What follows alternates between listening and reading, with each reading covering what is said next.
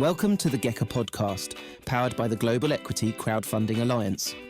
Dive into the realm of borderless equity crowdfunding, where we bring the world's top experts and industry leaders directly to you, discussing innovations that are redrawing the boundaries of finance. Ready to expand your horizons? Here's your host, Andy Field. Hi everybody, welcome to Conversations on the Future of Crowdfunding, the podcast from GECA, where we speak with the people shaping the future of crowdfunding and alternative finance from around the world. I'm Andy Field, your host, and I'm delighted to be joined today by Neera Patel, who's just been appointed chair of the GECA AI Governance Taskforce, which is a new industry-wide body shaping how our sector is going to adopt AI responsibly. Now, Neera also leads product at Dacxi Chain and brings a remarkable career in fintech and payments, including work on one of the world's first live central bank digital currencies. Today, we're going to talk about one of the biggest questions that's facing the industry right now in the world of AI, and that is how do we harness AI without losing the trust and accountability that regulated finance clearly depends on? Neera, congratulations. I just want to say that first of all on being appointed chairperson of the task force, which is our first task force, and welcome to the podcast today. Thank you, Andy. So, yeah, congratulations on the appointment. It's a real big deal for GECA as well, because it's our first task force. Can you start by telling us what exactly the GECA AI Governance Task Force is, and why does the industry need it now? Sure. I mean, I'm genuinely excited about this. I think the task force really exists because AI is no longer a future topic for the industry. It's already here, and platforms are making real decisions about how to use it right now, and the industry has lacked, in my opinion, a shared framework of doing that responsibly. So the purpose of this task force is to really bring together the expertise from across the globe of crowdfunding ecosystem and to identify practical, real-world approaches to responsible AI adoption. And we're going to start off with a small founding group drawn from different regions, disciplines, and organizations. Over the coming months, we'll work together to establish our priorities and the program activity. And then we'll further expand that for participation more broadly across the GECA community. And I think what I find most exciting is that this isn't about restricting innovation. It's about giving platforms the confidence to actually move forward. Right. So that's great, though. So GECA supporters are going to be able to get involved in this. Now, yes. AI, you mentioned it earlier. This isn't a new thing now. It's been around for years. Obviously, it's evolving like sort of all disciplines. What's changed that means AI governance is now suddenly so important, particularly obviously in crowdfunding? Well, two things really. And so they have converged. Two things have really converged at the same time. The first is technology. So what we're seeing now is with agentic AI is that AI doesn't just answer questions. We were, back in the days of Siri was just answering questions. Yeah. What we're actually seeing is that it can actually run complex workflows end to end. And this is categorically the difference of what existed even 2 years ago. So these systems can now ingest hundreds of pages of deal packs, for instance, run regulatory checks. And what we intend to do is actually, in Dacxi, is to actually flag compliance gaps. It can also generate structured reports in minutes, and then you can combine other technologies alongside it. So the capability leap is really real. And then the second, I would say, is the regulatory environment. We've now seen the EU AI Act coming into force in August this year. And then more specifically, it requires this EU AI Act. It requires the human oversight, humans actually interacting with AI. There is, a number of sort of articles around the Act that make sure that we are using AI in a very clean way, and that there are audit trails for AI systems used within the financial workflows. So platforms have to be, that have been quietly experimenting with AI now suddenly need to be able to show how they're using AI, how they're governing AI, and the window to get ahead of that is pretty short. So the industry can either shape what good looks like or have it shaped for them. And that's why where the steering committee is going to come in, of course. Exactly. That's why the task force now exists. And it didn't exist sort of 2 years ago because we've now got more regulation in place. Fantastic. Okay, so when most people hear about AI, they immediately think of automation. It often goes hand in hand. Mm. But you often talk, I think you even mentioned it there actually, about trust instead. Why is that Yeah. so important, particularly in crowdfunding? It's becoming more and more important because automation is a capability, but trust is actually the outcome. And without trust, capability just doesn't matter. So what I mean by that is that in regulated finance and in crowdfunding, it's absolutely a regulated finance area. Every decision has to be defensible. And when a deal goes wrong, a regulator will ask questions, an investor may complain. And at that point, the AI, saying that AI said so is really not the answer. Someone has to actually stand behind the decision that's been made and with evidence.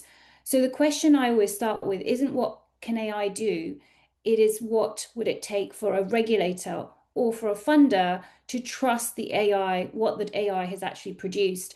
And that question leads you very, very quickly to from automation to governance and to auditability and to humans who review the output and said, I've looked at this and I stand by this. And that's where trust is really pivotal.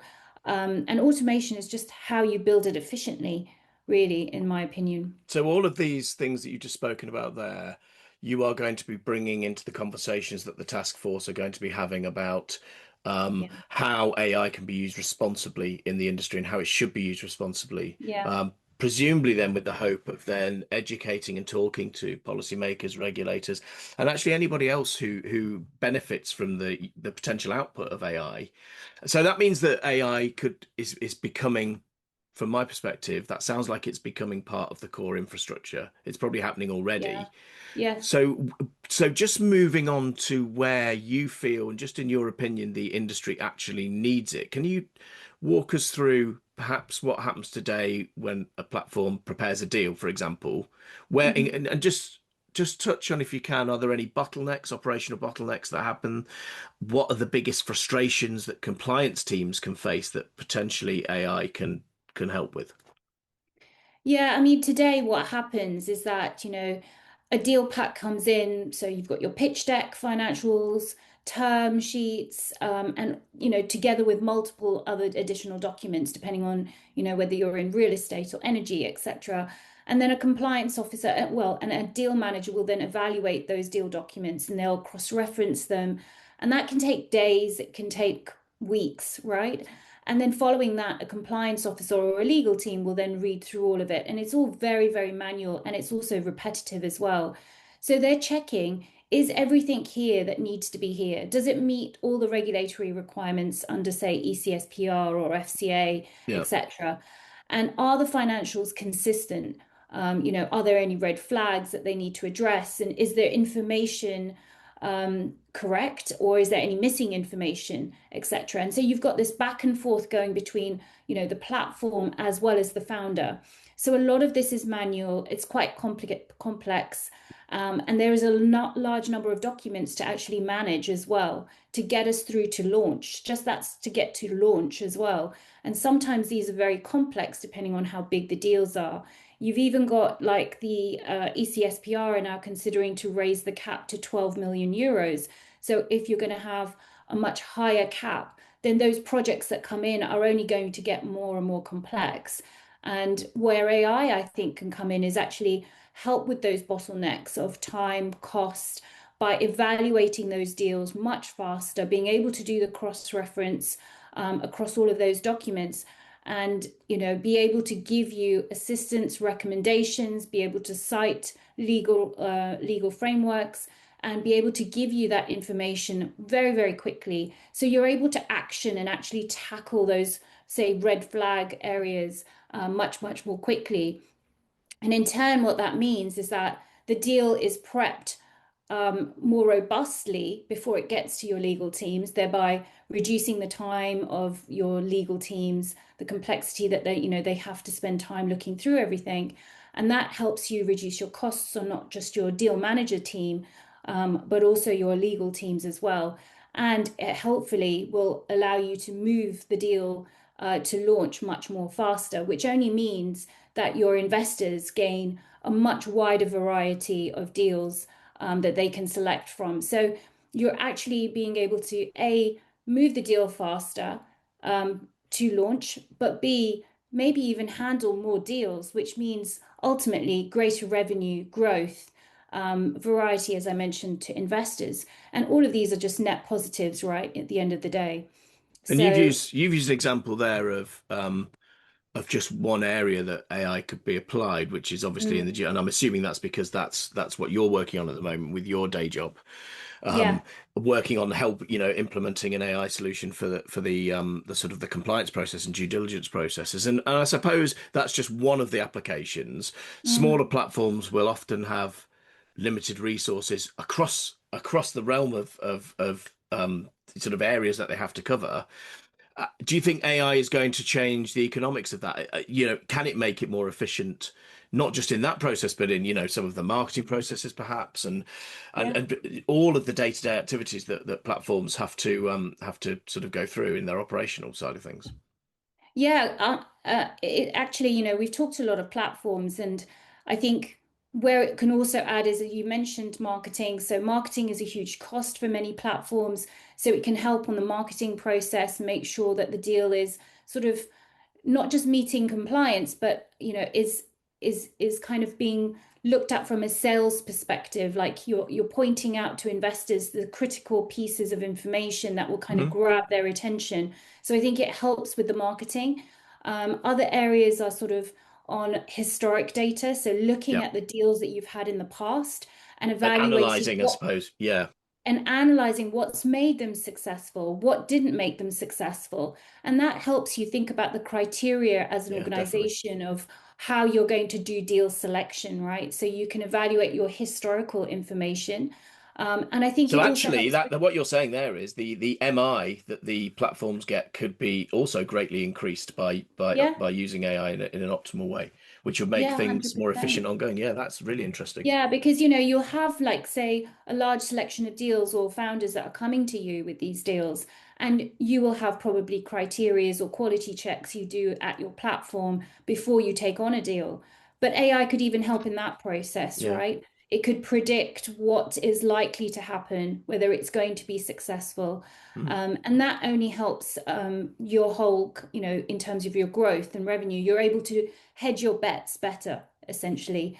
And then also on the post-deal side, right? So looking at what happened during the deal as well as after the deal, and evaluating all of that. So it's using all of the data that we can capture and then being able to almost predict or evaluate how you can improve things, whether investors, took up the deal faster, slower, what could have changed. You could even use AI in the middle of that deal being launched to improve the way that it faces investors and test whether that draws investors into actually investing as well. So you can start to, change some of the narrative, for instance, or other areas of the deal and play Yeah. around So with it. so So I there's mean, I lots of areas, and this is just, I'm talking very broadly here, but I'm sure there will be more and more to come. Don't forget there's tax. A lot of platforms handle tax as well, cross-border and national laws if you go and co-list. And it starts to remove some of that complexity and helps the industry and the ecosystem actually adapt as the industry moves forward as well. So it allows you to do those complex activities much faster. but it makes sense. Like you just said, you're speaking broadly. It makes sense to talk about this at a high level because of what we just said. I've spoken to plenty of platforms. Some of the larger platforms, they are already investing heavily in looking at how AI can help their business and their operations. But we've also mentioned that smaller platforms are the ones with limited resources, and actually, some of those guys may not be taking on that the realm of AI quite yet. And it's Mm, probably quite important that they do. Because mm. what I mean, from your point of view, what's going to happen if firms don't sort of do this? Where could the industry be in 5 years' time if they don't start to adapt to to what's going on now with AI? Yeah, I mean, when it comes to smaller platforms, they've obviously got limited resources. And so I think that's again where AI helps. I mean, I use AI as an assistant, right? So it helps me to evaluate different things, do research, etc. And likewise, that will help a very small deal management team, for instance, or if you don't have legal resources, it can help you prep all of the complexities around legal, the compliance regulation. It can help you prep. So you're able to get the answers much quicker before you then hit an external legal team and incur much higher costs. So you're able to, sort of overcome some of those barriers internally, and then hopefully save costs moving forward with legal teams. And you can become much more efficient that way, right? So it's all about reducing cost. It definitely helps you to reduce costs. There is that human oversight, and I think small platforms or really can help gain an advantage from being very sort of smaller and working to sort of gain the efficiencies from the resources that they have. So yeah, Okay. definitely. So moving on to what you're sort of doing a little bit more specifically, because we kind of established that AI can help, and obviously that's why the task force has been set up. AI is going to play a crucial part in what platforms are doing, and other industry stakeholders as well. But we need to know what, and this is, I suppose, is partly what you're going to be bringing the people together as the task force to discuss, is what does good AI actually look like? We know it can help, but what does good AI look like? And this is obviously your day job, so just help us see what that looks like by talking about what you're doing specifically at Dacxi Chain to solve this problem. Yeah, I mean, so at Dacxi Chain, we're building a service known as Dacxi Verify, and it's basically a governed AI agent platform for regulated, specifically for regulated crowdfunding platforms. And the core idea is that AI reviews a deal. So a deal manager would actually upload a large number of documents, and then our agents will actually review the deal. So it ingests that document pack. It runs against our own unique knowledge base, which is tailored for crowdfunding platforms. And it So also that's what takes makes it different to just using ChatGPT or Claude or something like exactly, that. yeah. Yeah, okay. So we have our own knowledge base, which is specific to crowdfunding. It takes on board national laws. It really does start, it also starts to sort of understand, and we've given it the instructions to understand like deal flows, etc. So it's really thinking about the workflow itself. And it really starts to target using that knowledge base to the relevant regulatory requirements. So whether you're in ECSPR in Europe and then you are based in Germany, it will take all of those national laws. And Yep. then what it then outputs to you is what we call a validation report, which is it is evaluating all of the documents, it classifies them. It then allows you to see all of the sort of what we call a gap registry. So it will flag red, amber, green. It will check for consistencies across all of the documents, financial consistencies, and then it produces a structured audit ready report, which gives you recommendations as well and fully cites where each of the documents are not meeting obligations. And the critical part is that AI never really makes the final call. There is always a human in the loop, and we've done that purposefully because I think it's really important that you as an organization have control, but B, it also meets the EU AI Act, so specifically around Europe.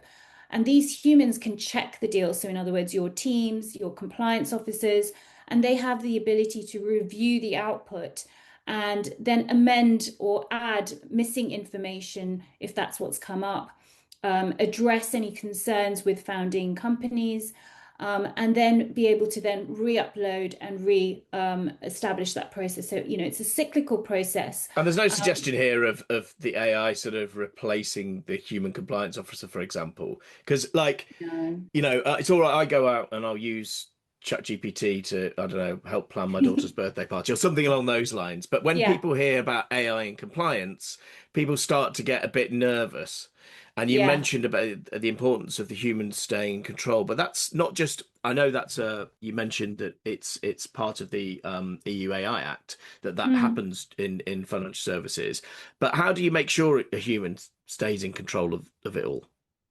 Well, there's part of the regulation is that, if we generated a report and everything ticks green, for instance, and you then press A-OK, for instance, that's not acceptable.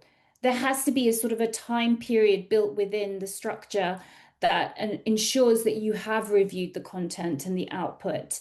And I think more often than not, most initial uploads will probably run with some red flags, which means you do have to intervene as well. What we've also done is, as part of that process, is the deal manager would review everything, and once they're satisfied, they will then pass on that project within our interface across to their compliance officer. And we've built in processes whereby you can sign off.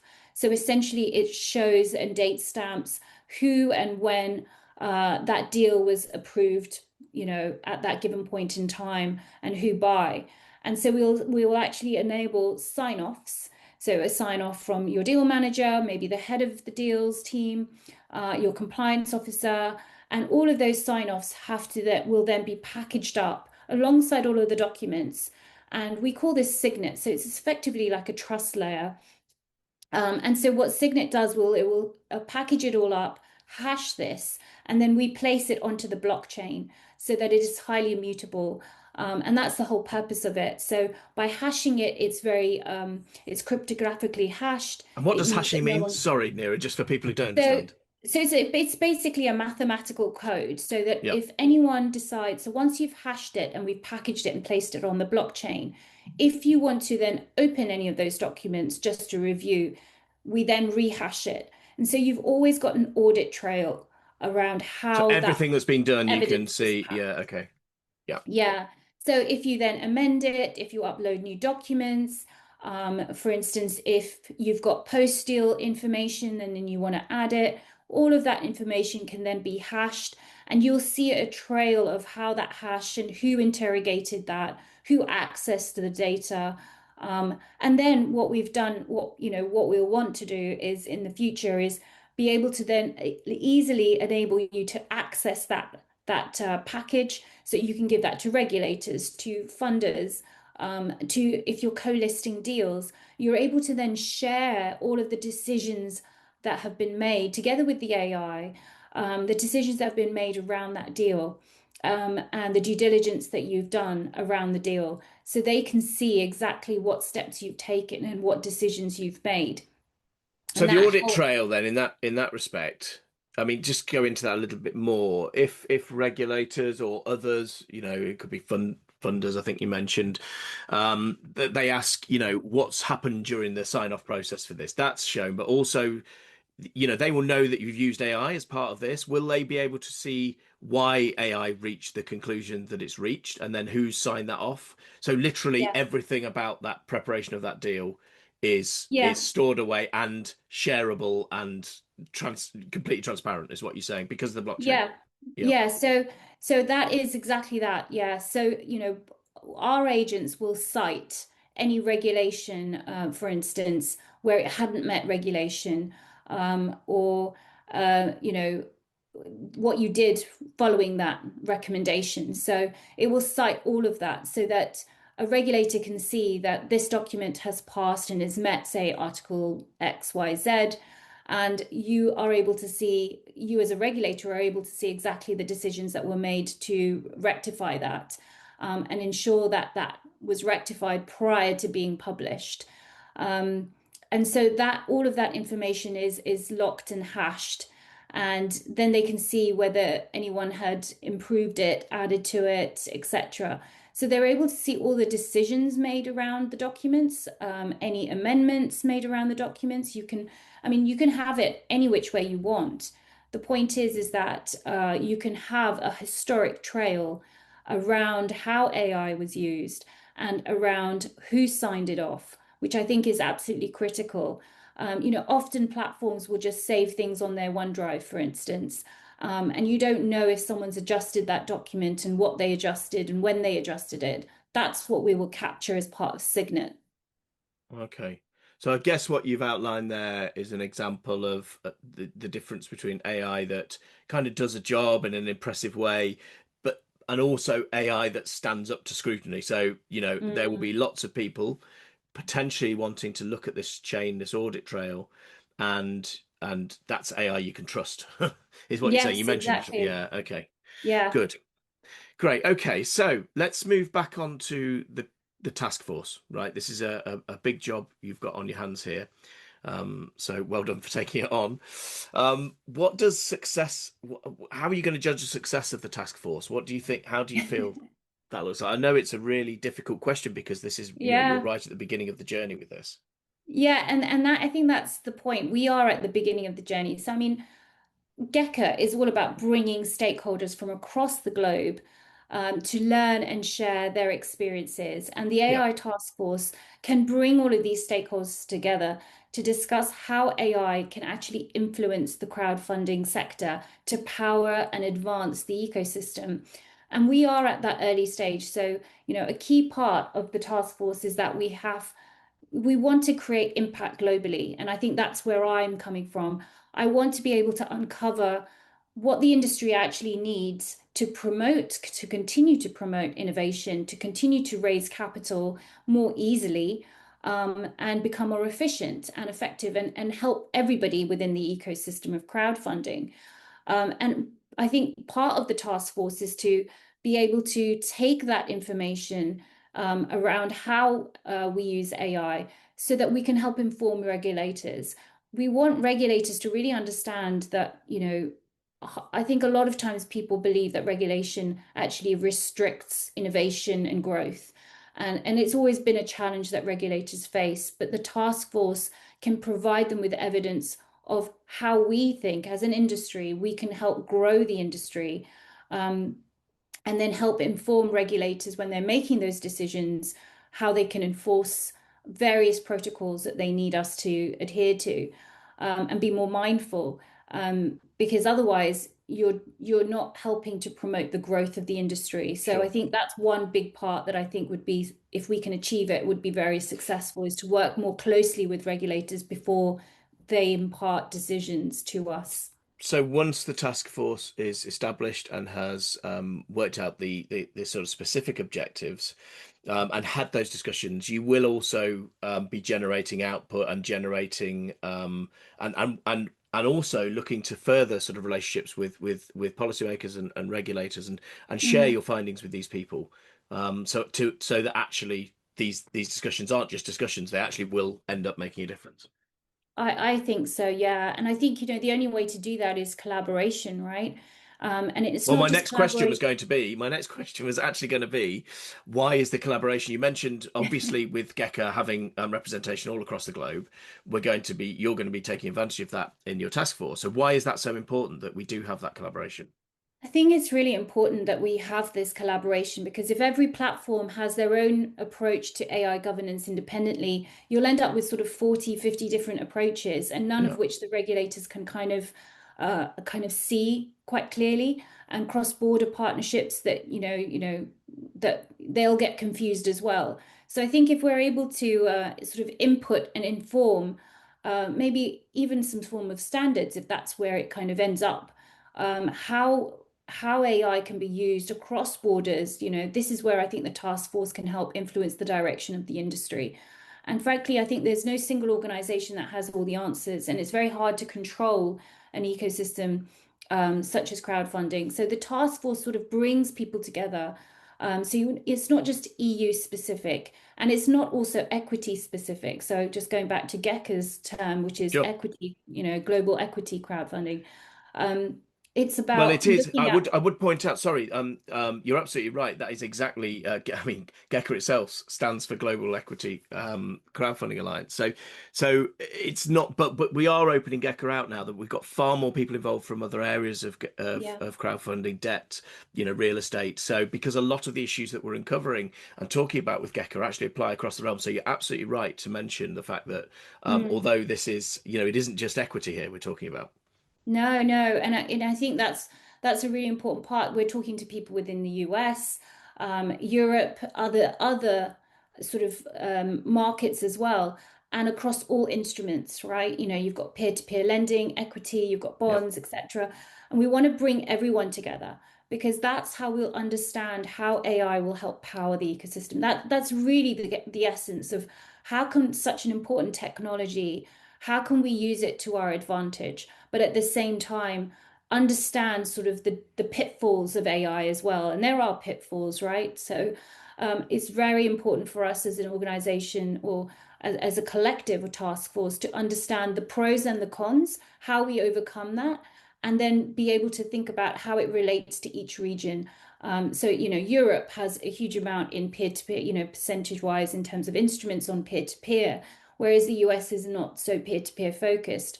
So each region will have different needs, and we have to kind of think about that. And that's what the task force is about, is to try and bring all of those ideas, and so that we can collaborate and really kind of push and advance us forward. And I guess encourage innovation without sacrificing the Yeah, trust that you talked about. yeah. That's going to be I absolutely think a that's key. the pivotal part, right? To encourage Yeah, it. absolutely. So why would a platform watching this now, or a platform who's a supporter of GECA, why would they want to become involved and listen to the task force? I mean, you've probably explained a lot of that in the discussion that we've had previously, but just a quick summary of why you think they need to get involved.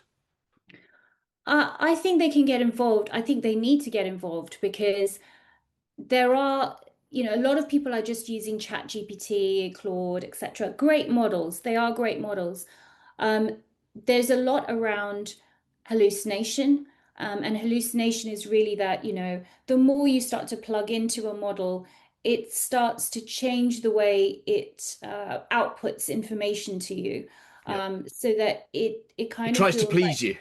it tries to please you, Yeah. exactly. Yeah. And I've seen this as well when I've used AI, is that over time, and over time, a thread will just be encompassed, and it will seem like whatever your idea is exactly that way to go Yeah. forward. And it kind of influences it. And so you believe in it and you trust it and you start to kind of think, okay, this is a great idea. But actually, when you look through the citations, you'll realize that it might have cited something correctly, but not in the way that you were Not in the looking right for, context. Yeah. the Yeah. right context, etc. And so I think it's really important for people to understand, and I think it's very much overlooked. It kind of fools you very quickly and easily. And we've seen that in legal spaces where, legal firms have used AI, and it's gone through a chain of humans, essentially. So it's gone through sort of a team of legal team, then it's gone to their superiors and then onwards, and they've all passed it without actually checking any of the AI. So they're completely oblivious to the hallucinations it can allow, and they've got fined really heavily. You And told me it's about this. starting, I remember when we were in Malaga at the conference recently. You were citing yes, this as a potential pitfall, and that yeah, just be careful here. And that cannot happen in yeah. financial services as well. So It can, great yeah, it can examples. Yeah. happen. And so it's really important that I think organizations don't get kind of fooled into this. It's really easy to do, to believe what you're reading. And sometimes, people don't have the time to read the citation. So that is a critical part. And I think also about how we can use AI. We've talked to platforms and they've come up with a range of different sort of use cases around how they think it might benefit them.